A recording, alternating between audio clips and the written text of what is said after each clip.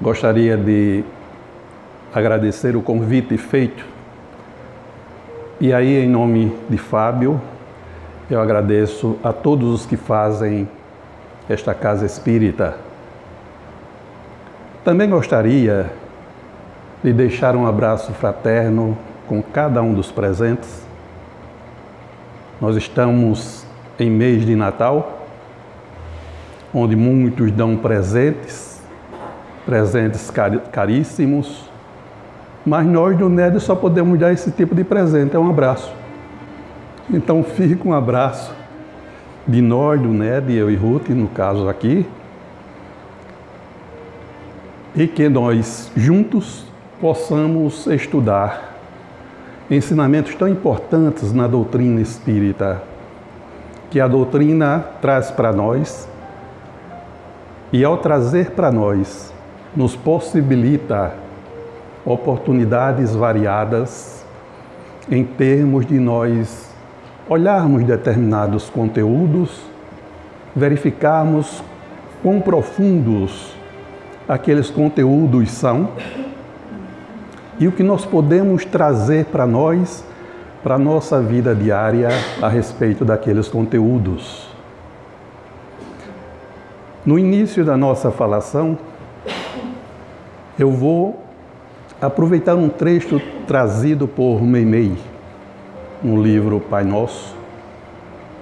É um conto, mas que nós, quando formos avançando nesse conto, nós vamos verificando que há ensinamentos ali nas entrelinhas, que há um ensinamento maior contido naquela mensagem e, evidentemente, ensinamento que vai fazer a diferença para nós outros. Nós somos espíritas, nós estamos tentando acertar o passo com a lei, porque nós sabemos que é importante que aproveitemos as oportunidades que nos cheguem e, consequentemente, tiremos o melhor proveito disso. Conta-se que um velho árabe analfabeto orava com muito fervor, orava com muito carinho,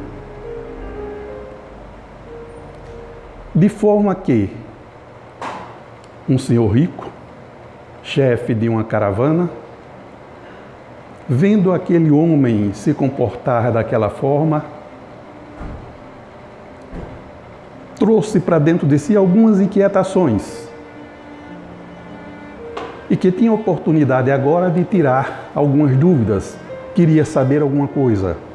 Então ele chama aquele homem, aquele velho árabe, aos seus aposentos e naturalmente lhe pergunta: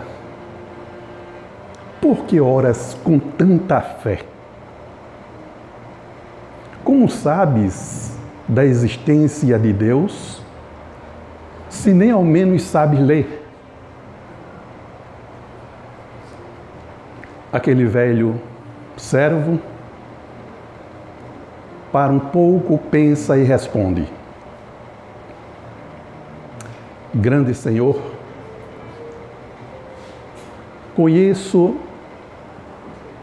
a existência de Deus, a existência do nosso Pai Celeste, pelos sinais dele. Então, nessa sentença que parece ser tão simples, mas já aí podemos fazer uma relação direta com a doutrina espírita no seu livro basilar, esse esteio central chamado Livro dos Espíritos.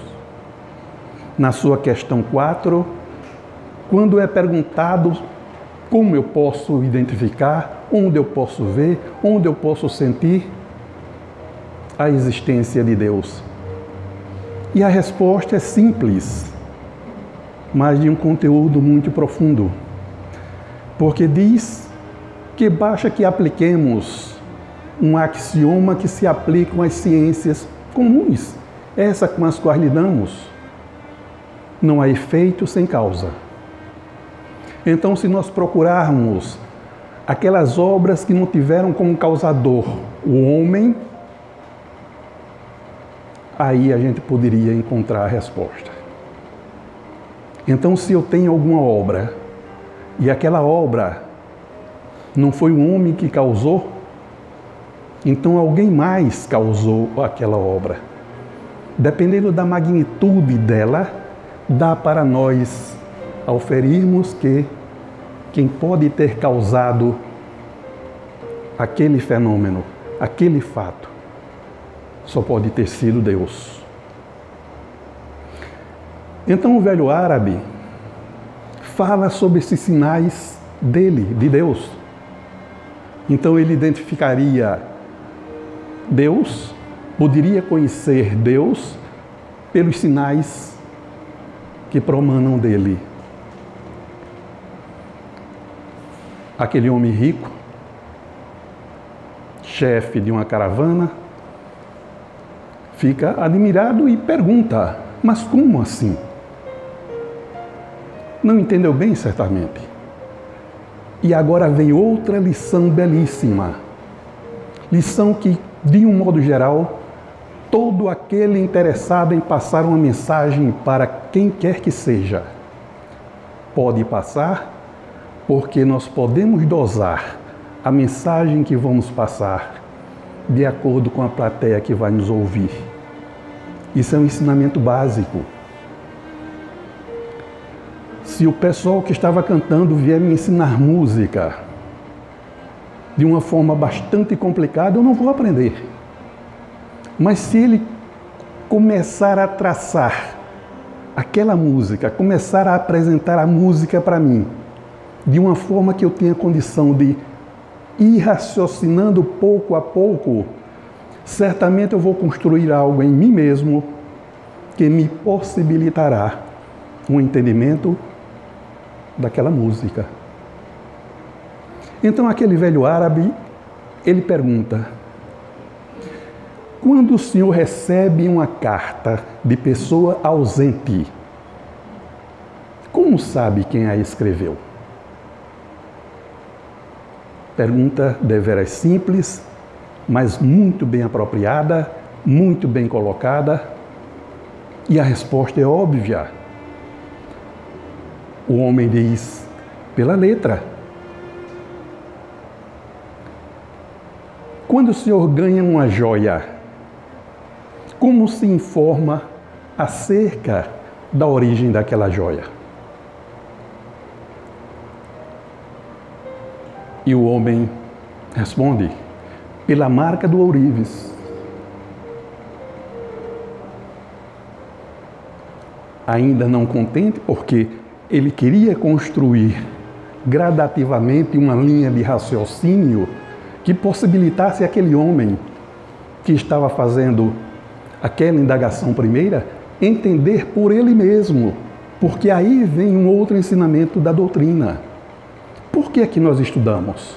Porque simplesmente eu não vou para que as pessoas me digam o que é a doutrina e eu simplesmente ouça, assimile e me dê por satisfeito com aquilo. É porque eu preciso aprender a estudar. Eu preciso fazer com que aquele conteúdo vá cada vez mais para dentro de mim. De início é um pouco mais trabalhoso, mas à medida que a gente vai se habituando a estudar, vai verificando que aquele conteúdo vai para dentro de nós, que mais hora menos hora nós estamos utilizando daquele conteúdo, seja no nosso trabalho, seja na rua, seja no centro espírita, e nem nos damos conta. Então, essa construção de dizer para mim, você estude porque pouco a pouco você por si só constrói todo o material necessário para que você entenda, faça a sua construção, que é uma construção única. Cada um de nós tem um entendimento sobre qualquer coisa, mas é um entendimento próprio, um entendimento muito íntimo. É evidente que nós praticamente passamos a transitar no meio comum, mas cada um de nós tem um conteúdo próprio. Isso é muito importante porque às vezes eu entendo determinada coisa, aí vamos estudar em grupo. Alguém do grupo chama a atenção por um detalhe que eu não tinha tido ainda aquela atenção sobre aquele detalhe. É algo que está acrescentando ao que eu sabia. Então daí a importância de nós estudarmos em grupo, de nós termos grupos de estudo nas casas espíritas. Então aquele velho árabe continuava a sua trajetória no sentido de, sem pressa, gradativamente e paulatinamente chegar a um estágio que permitisse àquele homem tirar as suas próprias conclusões. E ele prossegue. Se o Senhor ouve passos ao redor da sua tenda, depois, como identificar se foi um carneiro, um cavalo ou um boi? O homem pensa e responde surpreendido: pelo rastro. Então, pelo rastro do animal, ele chegaria a uma conclusão a respeito de um passado, porque aquele animal já passou, já foi. Mas pelo rastro, por aquela marca que o animal deixou ali, ele poderia identificar quem passou por ali. E isso é muito importante para nós também. Quantas vezes nós nos deparamos com situações de um certo temor, de uma certa dúvida, e aí nós voltamos um pouco ao passado e às vezes identificamos que nós passamos por uma situação semelhante e diante daquela situação semelhante nós tomamos uma solução bem específica. Ou então passamos a saber que alguém do nosso círculo de amizade e de contato passou por aquela experiência e que agora vai nos servir também para que eu não comece do zero, eu já comece de um novo patamar e voltando àquilo que eu falei antes, no sentido de construir algo que satisfaça a mim mesmo. Então, quando aquele homem rico, chefe de uma grande caravana, fez todo aquele apanhado, respondeu às perguntas daquele velho analfabeto,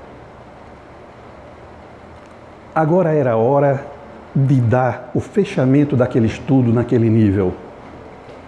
Aí aquele homem convida o chefe para ir fora da tenda.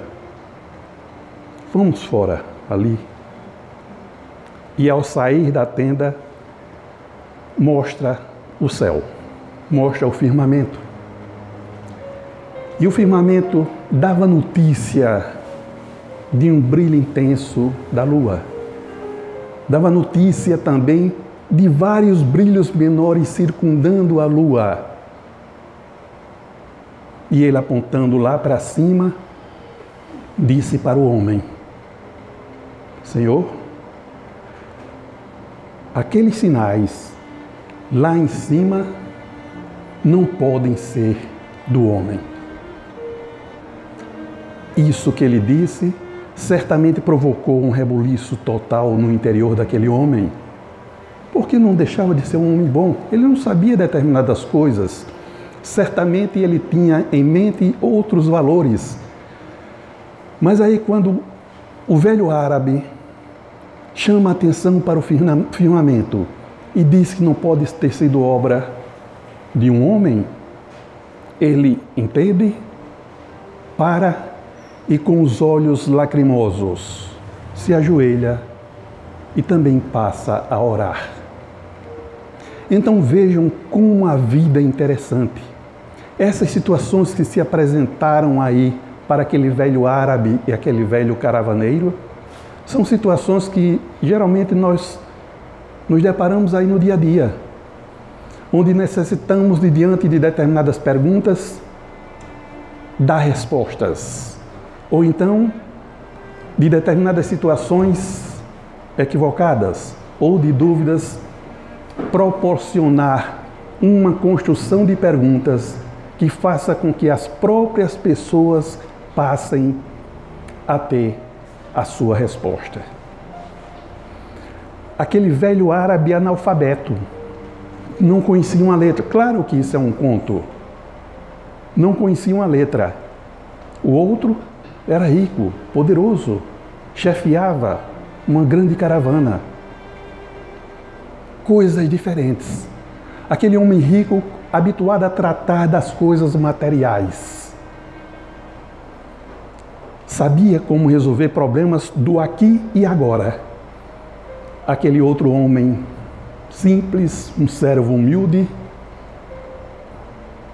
não tinha a experiência que o homem tinha, o seu chefe tinha, mas ele tinha um outro tipo de conteúdo. Ele estava procurando fazer com que aquele homem rico passasse agora a tirar a sua lupa, tentando aumentar a grandeza das coisas materiais e passasse agora a utilizar de uma outra lupa que fosse mais aprofundada nas questões do eu, nas questões mais interiores, nas questões mais íntimas. E ele estava querendo passar exatamente quando ele sai com todas aquelas elaborações e mostra os céus, mostra o firmamento com a sua beleza. Ele queria apresentar àquele homem o reino dos céus. E aí o capítulo 20 de O Evangelho segundo o Espiritismo, o terceiro livro da codificação espírita, chega para nós nos auxiliando num entendimento melhor a respeito desses trabalhadores de última hora, conforme o título lido no início. Porque diz que o reino dos céus é como se fosse um pai. Aquele pai que sai de madrugada tentando encontrar pessoas para assalariar aquelas pessoas, pagar aquelas pessoas pelo trabalho que eles possam fazer na sua vinha, na sua propriedade. E aí, ele sai de casa, encontra alguns e leva para a vinha. Acerta o pagamento com aqueles. O pagamento é um denário, poderia ser R$50 hoje. O seu dia eu vou pagar R$50. E ele vai. Aqueles que estão dispostos a trabalhar vão. Daí a pouco ele sai na hora sexta, na hora nona, na hora undécima, também recrutando trabalhadores para a sua vinha, recrutando trabalhadores para que possam fazer alguma tarefa agora muito importante para aquele senhor, para aquele pai de família. Promete pagar o que for justo para aqueles outros que foram chamados após. E aí vem um outro ensinamento importante. Porque quando ele contratou os primeiros, disse que pagariam um denário. Contratou os outros, não disse que pagariam um denário. Ele disse que pagaria razoavelmente, pagaria o que fosse justo.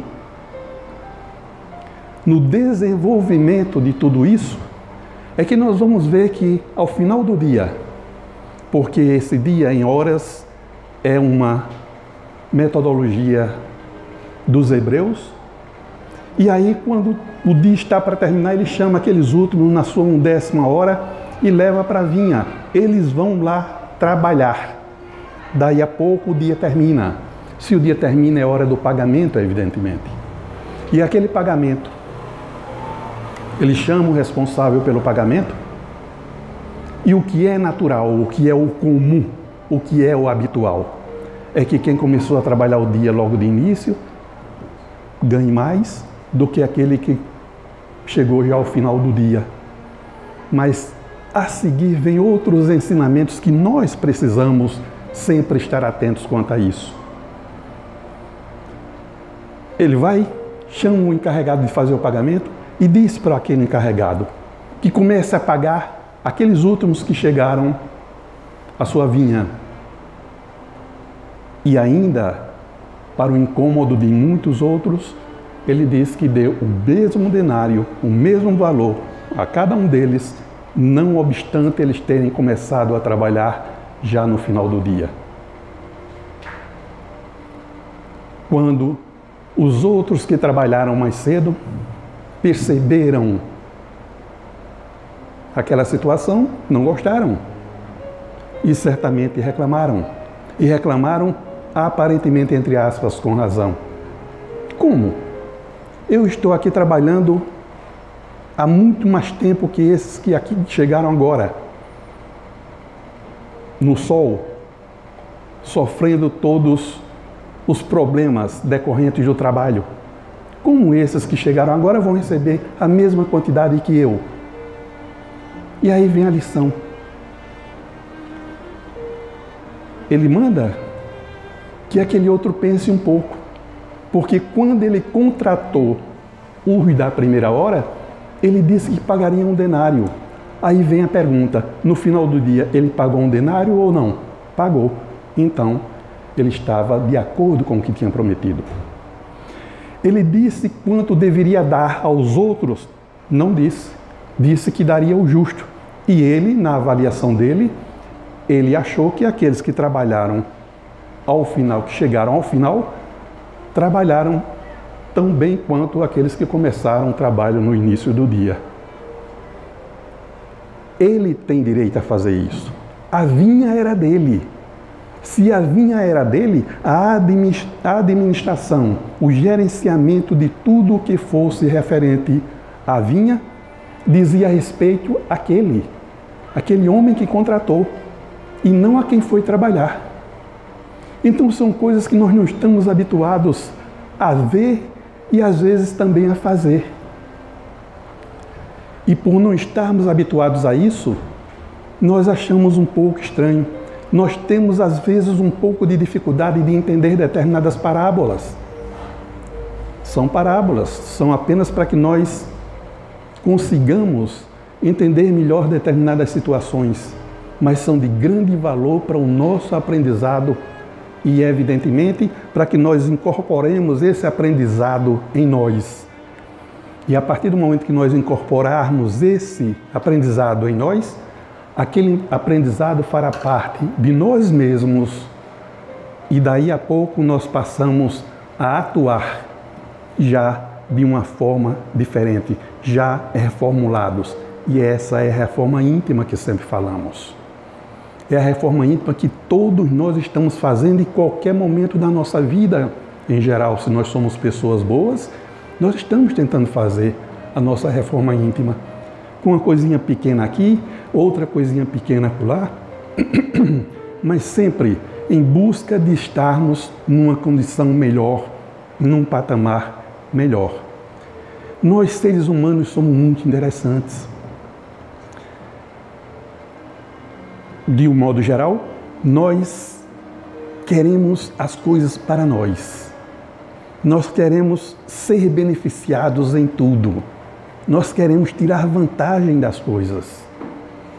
Inclusive, há até um determinado teor de pensamento que diz que a gente, o brasileiro, eu não concordo com isso, o brasileiro sempre tem já dentro de si aquele jeitinho.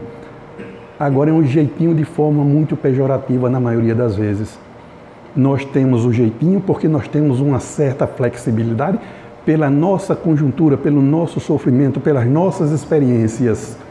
Nós já aprendemos a não nos desesperarmos com coisas simples.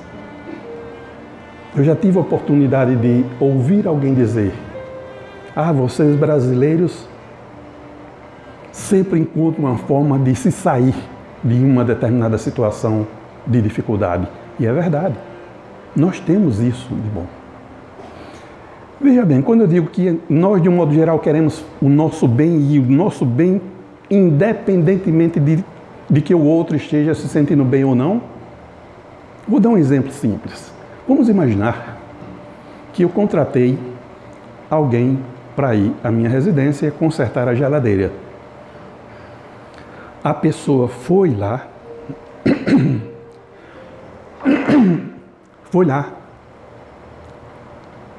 consertou a geladeira, foi embora. A empresa na qual ele trabalha é uma empresa especializada naquilo e eu suponho que ele venha fazer um serviço bom. Ele vai embora. À noite eu dou conta de que a geladeira não está funcionando bem, não está funcionando como devia. Aí eu começo a me chatear, começo a me desesperar, começo a me irritar, a ponto, às vezes, de dizer, se não fosse de madrugada, se não fosse a essa hora da noite, eu ligava agora para esse cara vir aqui consertar de novo a geladeira, que não ficou que prestasse. Aí a gente pode dizer, mas isso é um direito nosso. É um direito nosso. Mas eu posso, na manhã seguinte, ligar para a pessoa lá e tentar de uma forma muito educada e a pessoa vai lá e conserta. Mas agora vamos pensar no seguinte. Será que é hábito de todos nós? Aquele funcionário veio, resolveu o problema da geladeira, foi uma pessoa excelente, deixou tudo limpo, fez mais do que o que eu tinha pensado que ele faria. Será que é hábito nosso nós pegarmos o telefone, ligarmos para a empresa na qual ele trabalha e elogiarmos pelo trabalho que ele fez? Contribuirmos para que a folha de serviço dele seja acrescida de boas coisas, para que ele possa, quem sabe, ser favorecido mais adiante? Será que isso é um hábito comum? Em geral, não. Em geral, a gente quer só se satisfazer. Mas quando nós somos satisfeitos, parece que nós cegamos diante das situações que se nos apresentam naquele momento. E nós esquecemos de que aquela pessoa, às vezes, uma ligação, dizer que fulano de tal, seu funcionário, matrícula tal, se for o caso, ou o nome completo, fez um serviço muito bom e parabenizar a empresa por ter um funcionário daquele quilate, isso não é comum se fazer. Aí a pergunta fica, e por que não fazemos isso? Será que se eu fosse aquele funcionário que estava consertando a geladeira, eu não me sentiria bem se as pessoas fizessem isso comigo? Se sim, por que eu não faço com o outro? Então são coisas simples que nós estamos no dia a dia nos deparando com elas e às vezes a gente deixa passar com a desculpa de que eu estou muito estressado, meu trabalho está me consumindo muito. Tá bom, mas seu trabalho está lhe consumindo, mas ele está pagando para consumir você. Se você aceita ser consumido, é problema seu. Não é? Então, se eu estou sendo pago para fazer determinada tarefa, quem está me pagando? Está querendo saber se eu estou passando a noite em claro, se eu estou deixando de comer na hora certa, se eu estou deixando de fazer as minhas atividades outras. Eu tenho que cumprir com aquilo. Ou então eu peço a demissão. É simples. Então, quando nós vemos essa passagem de Memei, os trabalhadores de última hora, esse livro, o Evangelho segundo o Espiritismo, que é um livro que nós precisamos estudar sempre. Ele é um conteúdo bíblico, mas com um conteúdo agora moral só. Aqueles fatos comuns da vida do Cristo não está ali presente. Aquelas palavras que levaram para que as igrejas construíssem os seus dogmas também não estão ali presentes. Mas estão presentes em todas as páginas daquele livro, o seu conteúdo moral. E é isso que vai fazer a diferença, porque esse conteúdo moral, ele vai comigo para onde eu for. O outro conteúdo, não. Esse conteúdo moral, quando daqui eu sair, transpuser essa porta tão tênue que separa a vida física da vida não física, eu vou levar comigo a minha condição moral. E aí nós passamos a, se acreditamos nisso, a lutar ferrenhamente, fazer a luta do bom combate, para que nós ganhemos tempo.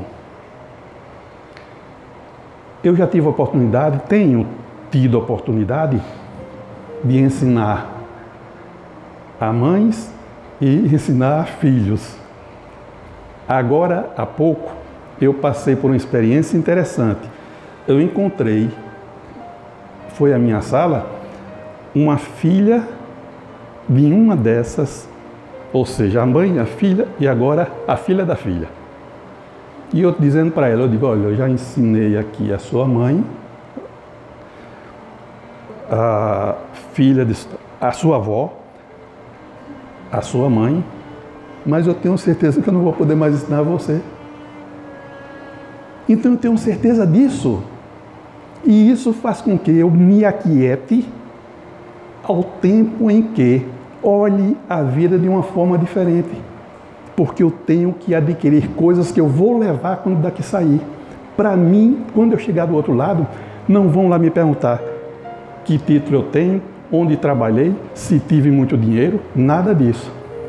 Agora vão me perguntar, que fizestes com os dons que te dei?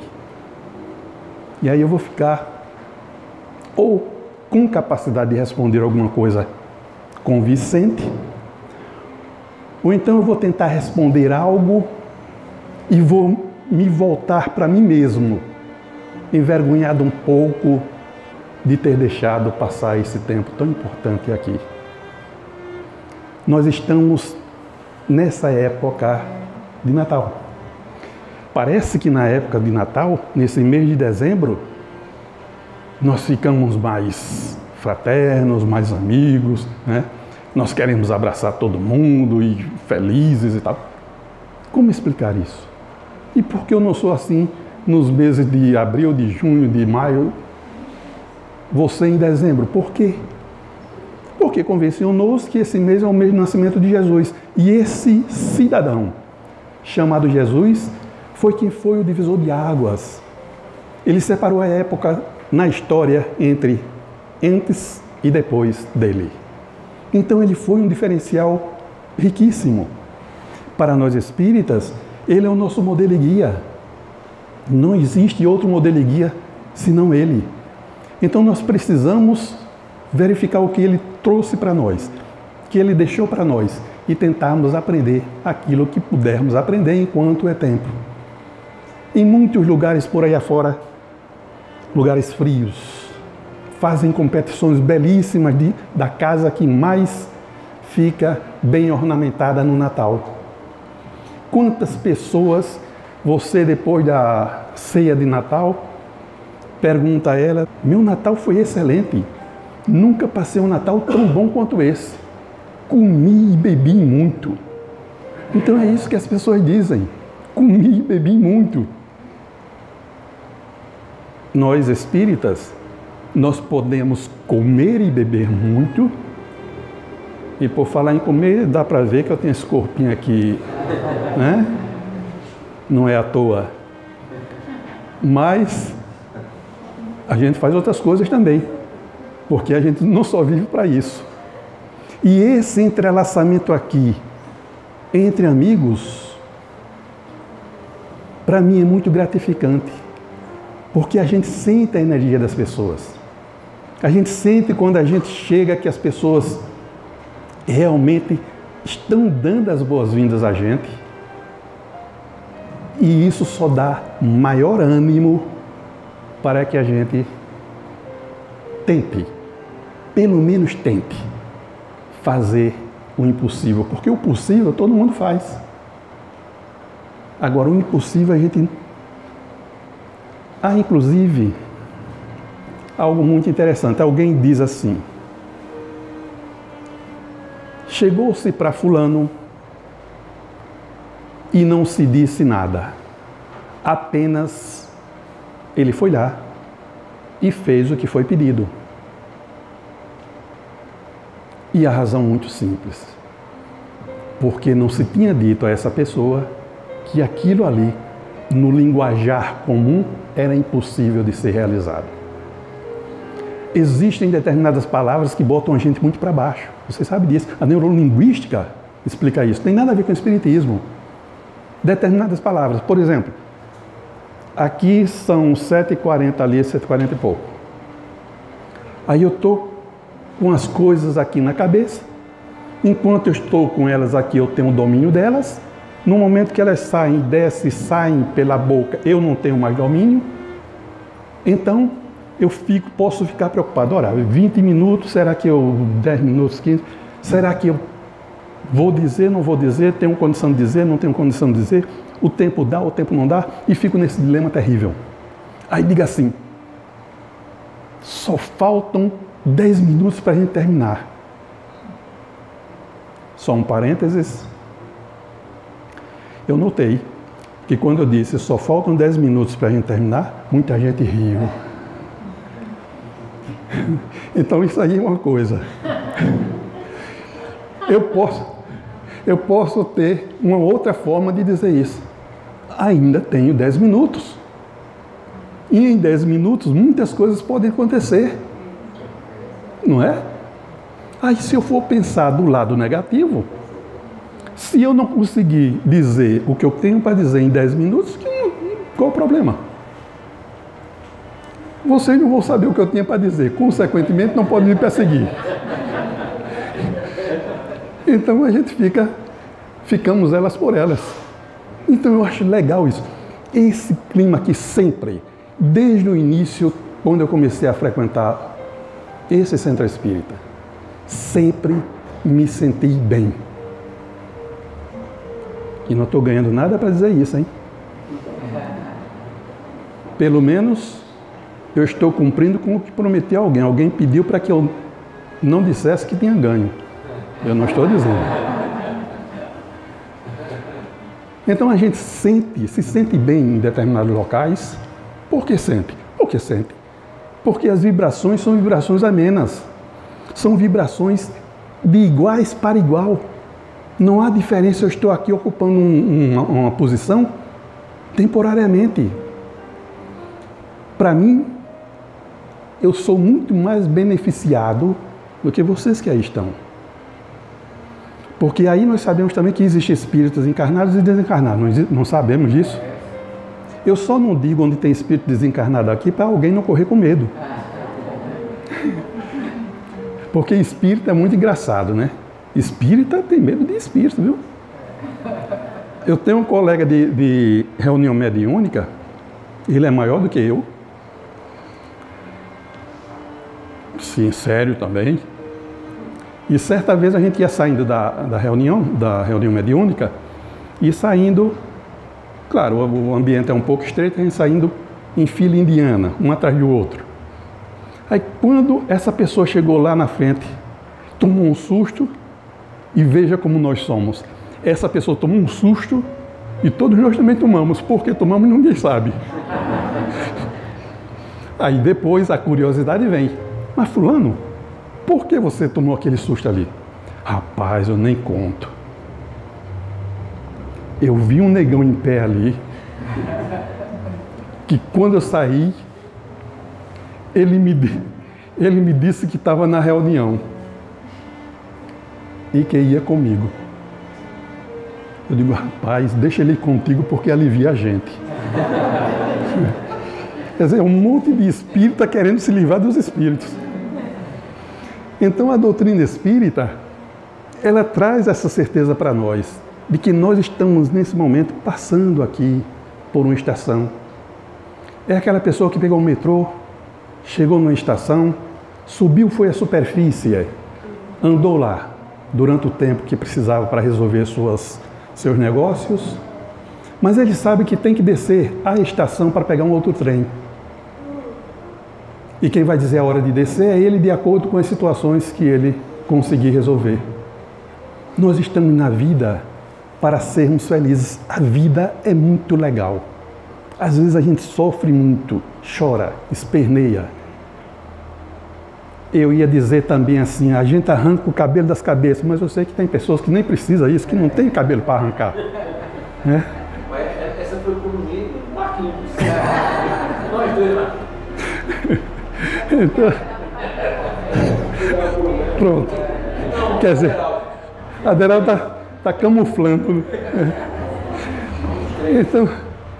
Então, nós estamos aqui e a gente precisa se sentir bem com o outro. Por que eu vou dizer a Marco que gosto de cumprimentá-lo se eu estiver mentindo? Não, eu cumprimento porque tenho prazer em cumprimentá-lo. Esse pessoal aqui eu conheço, a gente já se encontra em outros momentos. O importante para que nós, cada um de nós, pense, faça as nossas reflexões. Nós estamos lutando pela nossa melhoria espiritual.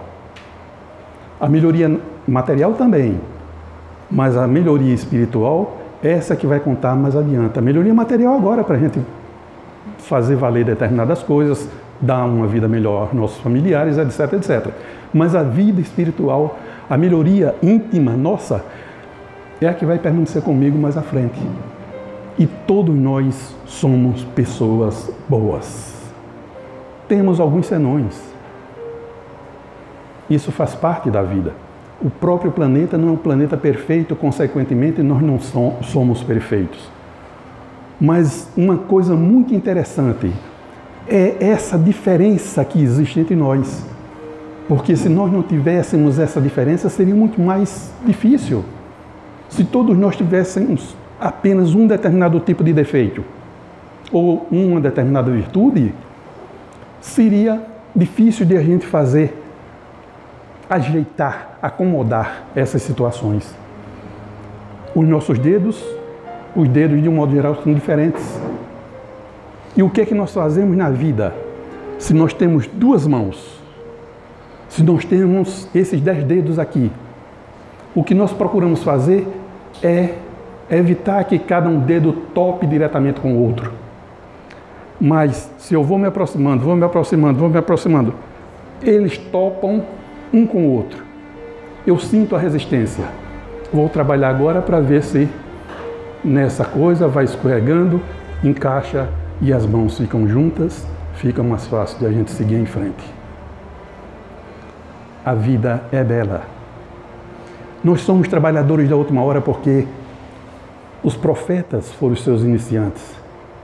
De lá para cá existiram aqueles missionários do Cristo, aqueles filósofos, aqueles cientistas, os mártires da igreja. E chega o Espiritismo e nós mergulhamos no Espiritismo. Nós estamos agora sabendo o que deveremos fazer de uma forma muito mais tranquila. A pergunta surge, será que nós não tivemos oportunidade em outros momentos? Será que nós tivemos oportunidades e não aproveitamos em outros momentos? Mas Deus é misericordioso e bom, infinitamente misericordioso e bom. Ele vai me dando chances, vai me dando novas oportunidades. E essas novas oportunidades são para meu crescimento. O mal não existe. O mal é a ausência do bem. Eu tenho que fazer sempre alguma coisa, por pequena que seja, no bem. Se eu quero fazer o bem a alguém, que eu faça agora. Se eu quero fazer o mal a alguém, aquele mal ainda me incomoda, um conflito imenso em mim, eu uso de uma muleta psicológica para sair daquilo. Se eu quero fazer o mal a alguém, eu digo, não, hoje não é dia, porque hoje é domingo, não é um bom dia de eu fazer mal a fulano. Eu vou deixar para fazer esse mal amanhã. Aí quando chegar amanhã, hoje é o dia de eu fazer mal a fulano. Não, mas hoje, segunda, primeiro dia útil, não, eu vou deixar para terça eu estou muito ocupado, deixa para quarta. Aí quando é quarta-feira eu penso novamente naquele mal que eu vou fazer a fulano. Quarta-feira, meio de semana, acho melhor deixar para o sábado. E vou adiando. E à medida que eu vou adiando, fazendo esse esforço hercúleo muitas vezes, para adiar essas coisas, a espiritualidade amiga está olhando para mim e dizendo, olha, essa pessoa aí tem muito débito com a lei, mas está se esforçando muito para trilhar o caminho do bem. Vamos dar um certo ânimo a ela. E daí a pouco surgem forças em nós que nós não sabemos de onde surgem. Às vezes nós estamos quietos num canto, pensando em determinadas coisas, parece que chega até nós uma certa calmaria. E aquela calmaria nos enche de esperança, nos enche de paz, e daí a pouco nós passamos por uma transformação, nos fortalecendo cada vez mais, com a certeza de que fazer o bem é sempre o bem feito. Sempre que eu fizer o bem ou pensar que estou fazendo o bem, e aquele bem produzir de alguma forma algum mal, das duas uma. Ou aquilo ali não era o bem, eu estava equivocado quanto a isso, ou então aquele bem não foi bem feito.